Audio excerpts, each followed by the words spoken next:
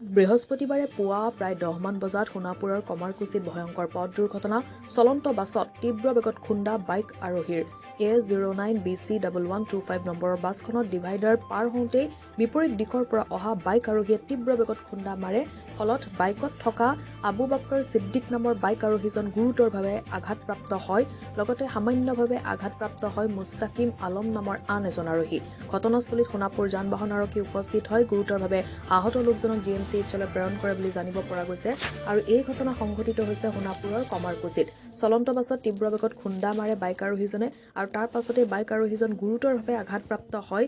আৰু আবু বাক্কৰ ছিদ্দিক বুলি জানিব পৰা গৈছে বাইক আৰোহীজন। সামান্যভাৱে আঘাতপ্ৰাপ্ত হৈছে মুস্তাকিম আলম নামৰ আন এজন আৰোহী।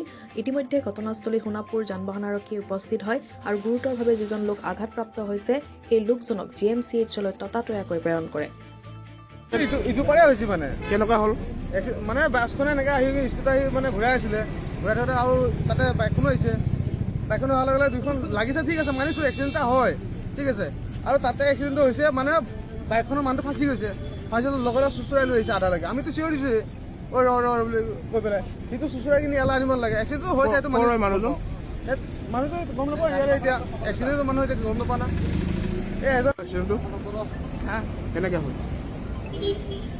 আহি আছোঁ মানে মোৰ গাড়ীটো অলপ স্পীড আছিল আৰু গাড়ীটো এইফালে ট্ৰাফিক কৰি আছে। মই আহি শ্ল' কৰিব নোৱাৰিছোঁ। সি আগত আহি আছে, ড্ৰাইভাৰ আহি লাগি গ'ল। কি নাম তেখেতৰ?